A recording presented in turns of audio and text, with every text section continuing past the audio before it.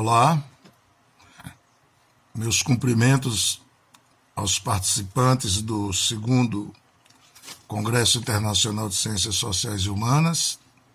Eu sou Edival Bernardino Campos, professor da Universidade Federal do Pará, no estado que fica situado na Amazônia brasileira. A minha comunicação neste congresso aborda as interpelações do denominado fator amazônico ao processo de gestão de políticas públicas. Portanto, nesta breve abordagem, tratarei de apresentar o que caracteriza o fator amazônico e também destacar como os seus elementos constitutivos demandam da gestão pública uma atenção diferenciada em relação às demais regiões do Brasil. O título desta comunicação é O Fator Amazônico e a Gestão de Políticas Públicas. O termo fator amazônico foi adotado originalmente por volta dos anos 70 do século passado pelos planejadores do regime militar. Eles utilizaram este termo para destacar aspectos negativos da região que interferiam no sucesso do empreendimento que eles estavam realizando. Na verdade, esse termo foi cunhado em negativo como um recurso ideológico para ocultar o entreguismo das riquezas regionais aos conglomerados internacionais e também para justificar os desmatamentos e, por decorrência, a degradação ambiental. Após o processo de redemocratização do Brasil, já com a Constituição de 1988, que instala a nova República, sob o signo da ordem democrática, adotamos o termo fator amazônico com o objetivo de explicitar demandas e características próprias da região e também para ressaltar que a sua complexidade socioeconômica e política não pode mais ser desdenhada pelo Estado brasileiro, sob pena de que as diferenças regionais aprofundem as desigualdades históricas que penalizam a Amazônia. É importante, pois, considerar a Amazônia no esplendor da sua exuberância territorial, de riquezas naturais, do seu povo, da sua diversidade. Compreender a Amazônia enquanto região estratégica para o desenvolvimento do Brasil e também compreendê-la pela posição estratégica que tem no mundo contemporâneo. Como, portanto, contemporaneamente, compreendemos o denominado fator amazônico. Eu me sirvo nesta abordagem de um trabalho da professora Joaquina Barata, que costuma destacar 4 elementos constitutivos para se expressar, explicitar aquilo que contemporaneamente nós denominamos de fator amazônico. São elementos que interpelam no presente e, segundo ela, interpelarão no futuro as políticas em curso no Brasil, de forma a exigir mudanças em seus planejamentos. Quais são estes fatores? E em que medidas eles afetam, em que medidas eles interferem no processo de formulação, de implementação, de gestão das políticas públicas? O primeiro fator, aspecto que caracteriza o fator amazônico, é o denominado o território amazônico.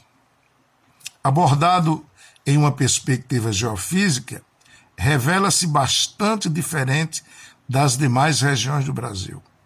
São vários ecossistemas, várias constituições geográficas. É aqui também onde as distâncias físicas decorrentes da vastidão territorial mais compromete e mais onera os deslocamentos humanos. Aqui também, na Amazônia, a vastidão territorial associada a uma baixa densidade populacional onera em diferentes aspectos os processos de efetivação das políticas pelas particularidades exigidas nos processos de abordagem, de acompanhamentos técnicos a famílias, a pessoas e a grupos. Esse, portanto, é um componente próprio, singular, da região amazônica.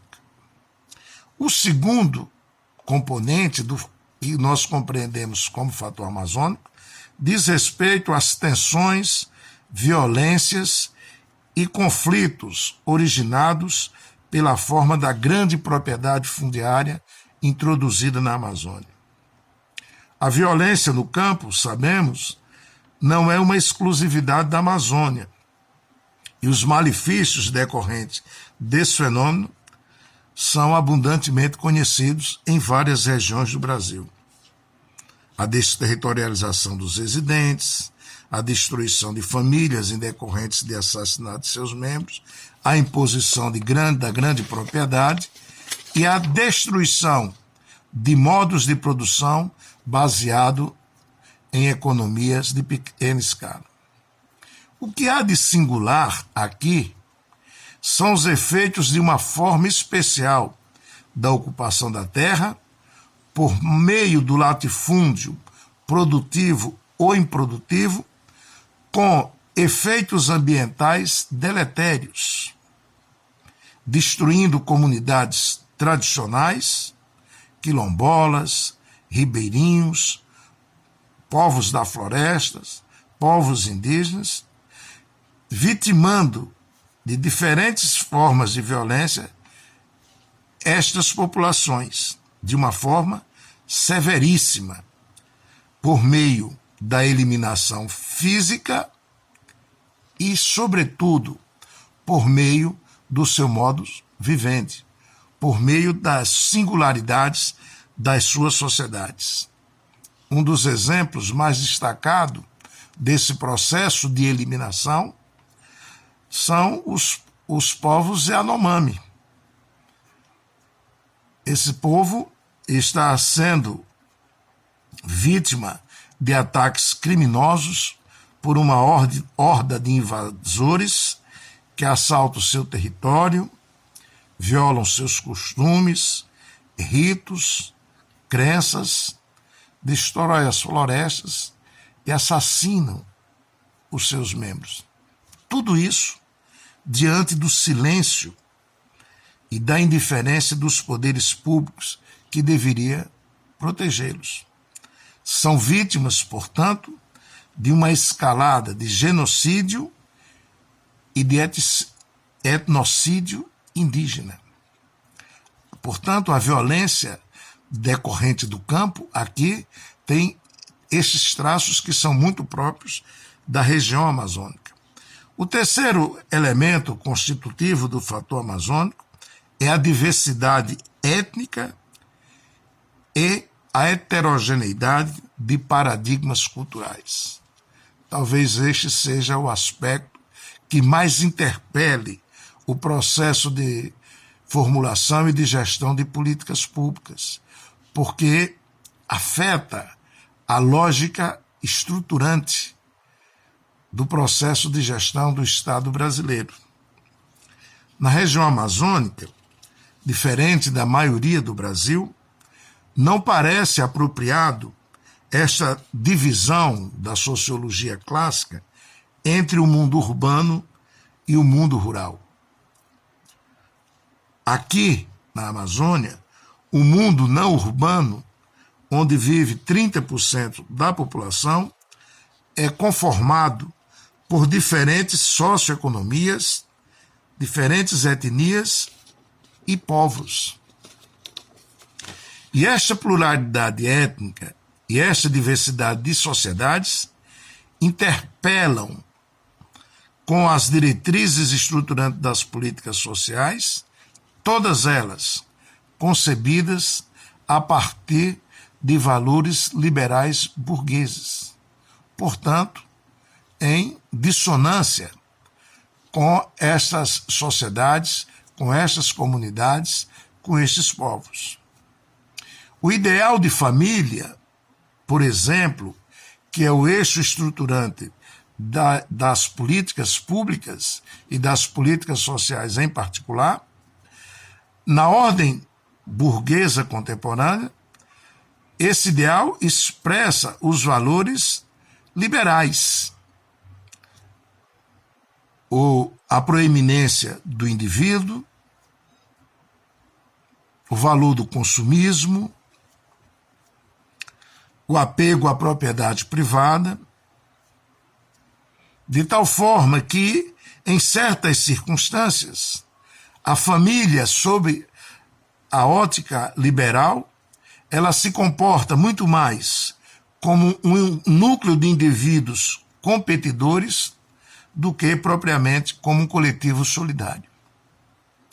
Nas famílias tradicionais, as famílias quilombolas, indígenas, famílias ribeirinhas, por exemplo, os valores de solidariedade, de cooperação, de vida coletiva, de preservação ambiental e de pertencimento comunitário se sobrepõem aos interesses individuais, questionando dessa forma a lógica estruturante e o conteúdo dos serviços e ações e benefícios que caracterizam as políticas públicas. O quarto aspecto nós denominamos de os espaços de ausência dos referenciais republicanos. Talvez em nenhuma outra região do Brasil o estágio esteja tão ausente e os valores civilizacionais sejam tão negligenciados como na região amazônica. Na ausência do Estado e dos correspondentes valores contemporâneos, republicanos, o que tem lugar é o império da força. Nas regiões mais remotas, onde o Leviatã não se faz presente, onde os referenciais civilizatórios não foram desenvolvidos, a vida está subordinada aos ritos da emergencialidade, do prazer, da ganância e da força. Em muitas áreas remotas da Amazônia, não há vida cidadã, não há justiça social e não existe a dignidade humana. Em muitos espaços,